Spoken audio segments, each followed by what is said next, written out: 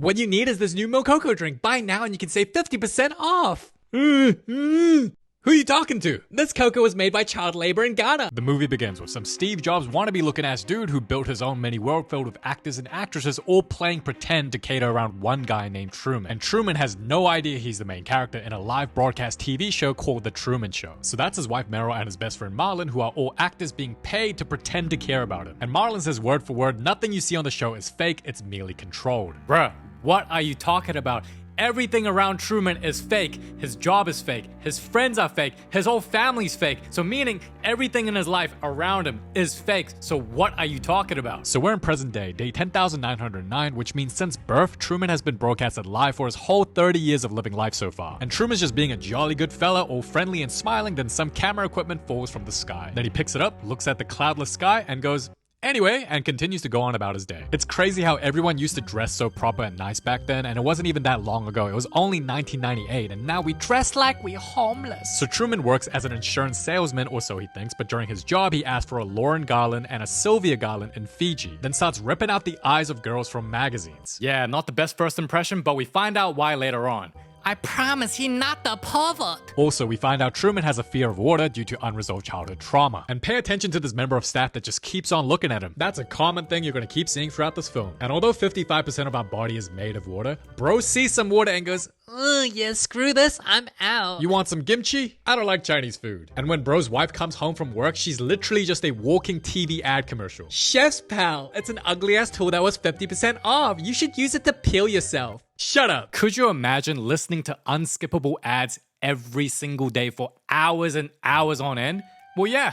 Truman is literally living with one, and it's his wife. Then we get a close-up of his cheeks as his supposed best friend just casually does a beer commercial in front of him. And this is why this world is not genuine, because when Truman says he wants to go to Fiji, his bestie's like, where the hell's Fiji? And never encourages Truman to go traveling, rather keeps telling him how great his life is because he has a desk job. Now, the fake bestie's job in this world is stocking vending machines, which means this dude was purposely sent by the show to work a bum life stocking vending machines with the sole purpose of making Truman feel better about himself. Why? So that Truman can continue staying in this little fake world. That is the fakest friend you could ever have, and ironically, he's the same guy who said there's nothing fake about Truman's world. Then Truman has a flashback of the time he wanted to sail further into the seas as a kid, which resulted in his own dad drowning to death. And this incident made Truman so scared and traumatized he's unable to enter the deep waters again. That's why he's scared of H2O. And Truman's thinking it's my fault dad died because I asked to sail further, when actually it's just an actor that never died following a script that if Truman ever got curious and wanted to explore, that dude was set to pretend to drown to purposely traumatize him. What kind of TV show purposely traumatizes a kid by making him believe that it's because of him that his own dad drowned to death for views and entertainment?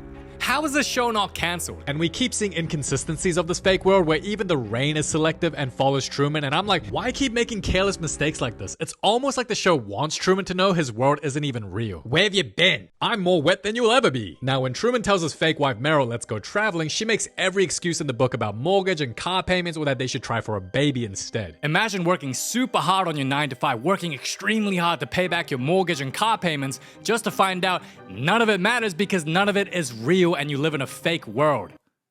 Bro, I'd be pissed and go insane. But when Truman persists, his fake wife's like, aw, how about I try sleeping with you so you can forget about traveling and keep living in this fake world? Then security guards complain they can't even see any adult scenes on the show because he Guna. Wait, if the fake wife is just pretending to like Truman and sleeps with him for money to get paid as an actress on the show, wouldn't that just make her a prostitute? Anyway, the next day, as Truman does his usual routine, he sees the exact same actor who played his dad that drowned, and immediately randoms in public just take him away before Truman could ask any questions. Then a bunch of NPC bums stop Truman from seeing his dad. And when I saw the scene, I was like, how did they even allow the actor that played his dad back onto the set? Like, why keep making careless errors like this unless you wanted Truman to know that he's in a fake world? So he goes to tell his mama, but that ain't even his real mama anyway, so she lies to him, calling him Delulu. You're stupid and your daddy dead. I swear on my left sack it was him. And look at his fake mama's face after she speaks. She's like, crap, he's learning. And when we see pictures of his dad, it's like, yup, that's definitely him. He just looks more homeless. And the more Truman tries thinking about it, the more distractions the show gives him by sending his wife down to give an unskippable ad. Yo, look at his face. Oh, he does not love that woman. And she doesn't love him either. Then he opens the secret stash he hides from his wife, and it's the clothing of the girl that was his first love. What's he doing? Cheating on that unskippable ad. Then the show puts on a flashback episode of when Truman first met Sylvia, and it was practically love at first sight for him. But then the Pick Me NordVPN ad shows up and tries to seduce him. Even though it's clearly obvious bro's just not that into her. And during the high school dance, Truman sees Sylvia again, and no offense, these are the oldest looking high schoolers I've ever seen in my life. Like, damn. You sure you're not the teacher? They're in high school? High school? Boy, if you don't get your wrinkly ass to your 9 to 5. But then she gets taken away because she was never meant to be part of Truman's life and was just getting in the way of the plot because the script is that Meryl is meant to be of Truman. And this just keeps proving that the show is scripted and fake and not real. Then his bestie Marlon's all like, you want a beer? You want a beer? You want a brewski, bro? You want a brewski? Like, is his whole personality just based around drinking beer or what? And when Truman finds Sylvia again, who goes by the fake name Lauren Garland, he shoots his shot. Hello, high schooler. We're both built like we 40. I'm not allowed to talk to you. Then she starts looking around the room all sussed out like someone's watching her, which they are. You trying to get laid? No. Please, I'm desperate. Then she straight up tells him, if you want a date, we gotta go now. But we have finals tomorrow. Yeah, I'm not gonna lie. No matter how much I like a girl or I'm interested in her, if I had finals tomorrow, the very next day, like the most important exam of my life, I'm studying. It is what it is. It's just what we Asians do. If we don't meet now, it's not gonna happen. What's it gonna be, big boy? So Truman says, screw the finals. I'm gonna go on a date instead. And if Truman was Asian, he would have had the beating of his life for doing that. Then she says, they're coming for me. They don't want me talking to you. And Truman replies, then don't talk. And they kiss. Now, although that line was smooth, let's think about their situation. So this is their first date ever. And it's only been an hour into their date. And they're already kissing despite being in high school looking like 30-year-olds. What the hell? And when a car pulls up to take her away, she exposes the truth and tells Truman everyone watches everything he does and that they're all pretending, acting fake, and that her name isn't even Lauren, it's Sylvia. Then some random NPC shows up claiming to be Lauren's dad, saying she's crazy and having a manic episode and that she does this to every guy she dates. And he tells Truman's 35-year-old looking high schooler ass that they're moving to Fiji and takes her away. And that's why Truman asked for a Lauren or a Sylvia Garland earlier and told his bestie that he wants to go to Fiji. So if Sylvia is the main reason why Truman's trying to travel so much, and they want Truman to stay in his little bubble, then just bring back Sylvia into the show, like problem solved. Boom, now Truman gets to stay, and the show writers are happy because he's not trying to escape. And you know what's sad? His interaction with Sylvia was his first and only genuine interaction he's ever had in his life because everyone else was following a role or script that they had to follow. Wait, but because Sylvia's a fan of the show that watched Truman Show growing up, Doesn't that mean Truman went on a date with his fan? So that means his first genuine interaction that he's ever had in his life was with someone who already knew everything about him? That's pretty sad. So he sniffs her clothes, which turns him on. and opening the back of his fake wife's photo, he uses the eyes ripped from the magazine to try and recreate the Sylvia he knows in his head. And she's watching all this going, oh my gosh, what a loser. We went on a date for an hour and he's still obsessed with me 12 years later. Loser! And the next morning, Truman's radio starts crashing out, and when he makes a turn, the radio announces that he's making a turn and starts announcing everything Truman does in real time. So the NPCs exposed, they're all wired and is told in real time where Truman is at all times. And after enough careless mistakes from the studio, Truman starts to connect the dots that his life might be a lie. So he decides to skip work and just starts observing the people around him and realizes a bunch of them are acting pretty damn sus. Especially when he enters into a random building, presses the elevator, and boom, dude sees a behind the scenes acting set with food. Behind an elevator. What in the hell? And these two NPCs kick him out of the building for no valid reason whatsoever. And that's when Truman goes full GTA, just hitting a person, but what do you know? No reaction or anger because that's not his role. His role is the NPC. Now Truman tells his bestie that strange things have been happening, not realizing his bestie is also in on it, as Marlon keeps denying it, saying it's one of Truman's little fantasies. Then he keeps telling Truman how great life is living here and that why would anyone want to leave this perfect, beautiful place. Then back at home, Truman gets fed with baby propaganda, with his fake wife and fake mom telling him to make a baby, which is obviously an agenda push to trap him in this bubble life so that he can't be free to escape it once he has a child. And when the paid actors leave, even the TV tries to get Truman to not leave, saying, you don't have to leave home to discover what the world is about. What a boring ass TV show, by the way. Truman's World must suck if you can't even watch a good TV show after a long day at work. And when Truman goes through his wedding photos, he sees that his wife actually crossed her fingers during their wedding vows. Now, Asians won't understand this, but in Western culture, if you cross your fingers during a promise or a vow, it means it's not sincere and they don't mean that shit. Meaning, during the wedding vows, Meryl meant none of that shit and the wedding vows are invalid, which means Truman found out in real time that his wife is not his wife. I gotta talk to you. But I gotta screw the doctor. Nurses are red flags. I'll cross my fingers for you. And she's like, what did you just say? So you know I have a secret husband outside the set? Anyway, I'ma pretend I didn't hear that because I have a role I must follow. Then Truman goes full GTA mode again, following his wife in pajamas as random NPCs keep trying to stop him. And by the time he sees his wife at work, the doctor doesn't even know what the hell he's doing because he's just an actor. And Truman sees all of this before he's escorted out. I pissed my panties. And on the same day, Truman tries to book a flight to Fiji, but is told there is no available flight for at least a month. So when he tries to take the bus that goes to Chicago, the bus just magically breaks down and won't let him go anywhere. So you know what happens next? He go ape shit crazy. And yo, what kind of airline company has a poster scaring people from taking flights when their job is to make money from flights? Come on, bro. This little Truman world is a joke. And when his fraud wife comes home, just look at her face, bro. She's like, shit, I gotta act fake and put up with this loser again? Truman, We're gonna see a yellow car. this is stupid, please. Girl, you think I'm playing? Look, right there, ho. Oh, this dude crazy. You know what's annoying? Meryl's judging Truman for acting crazy, but it's like, how else was he supposed to act when he finds out his whole life might be a lie? Like, I know I perform unskippable ads to him every single day, but why is he acting crazy? Like, I don't get it. Where is this coming from? If your bum ass wants to go Fiji, then go Fiji. I'm taking a shower. Let's go now. Oh shit, he's serious. But in perfect timing, a bunch of cars suddenly block the road and don't move. So Truman's like, alright, let's go back. Psych! Wait, did Truman just do the tongue out shaking head trend? Oh, he the OG trendsetter. Anyway, he drives but stops at the bridge because he's Scared of the water under the sea. so he takes a risk and gets Meryl to unintentionally help him get past the bridge. Then he drives some more before the creator of the show puts a line of fire in his way to stop him. And when that doesn't work, they make up a ridiculous excuse like a leak at a nearby nuclear power plant to stop Truman from driving entirely. And just when Truman was about to believe it, the cop calls him Truman when Truman never mentioned his name. And his wife looks at him like, yeah, GG, he knows. So he make a run for it like a North Korean trying to escape. But because there's cameras everywhere tracking his every move, 7 men grab him, no homo, then puts him right back into his bubble prison cell. And what does Meryl do when Truman's at his breaking point? She does an unskippable ad. What you need is this new Mococo drink. Buy now and you can save 50% off. Who you talking to? This cocoa was made by child labor in Ghana. Who gives a shit about Coco? Then Meryl wants to play victim. Okay, but put yourself in Truman's shoes for a second. You just found out your entire life and the way you've been living is a complete lie. And even if you try to escape, you can't. And then you find out your wife, who isn't even your wife, by the way, just starts doing a random ad about Mococo out of nowhere. Yeah, I wouldn't exactly be calm either. And all Truman does is ask questions like, you're part of this, aren't you? But it's Meryl that grabs the knife and uses violence against Truman. So when Truman takes the knife off of her, she screams, somebody do something, and then starts gaslighting, saying, I didn't say anything. And right after she tries running away, oh, what a coincidence, Marlon shows up. Wow, it's almost like he was sent there on purpose to stop Truman from finding out more of the truth. And you know what's crazy? Meryl hugs Marlon with more passion than any other physical interaction she's ever had with Truman. So yeah, they're definitely doing it behind the scenes. Yo, if I saw my wife hug my best friend with more intimacy and more affection and passion than she's ever been with me, ever, and that she feels more safe with my best friend than with me, and if I'm Truman, if I saw that, yeah, they both gotta die.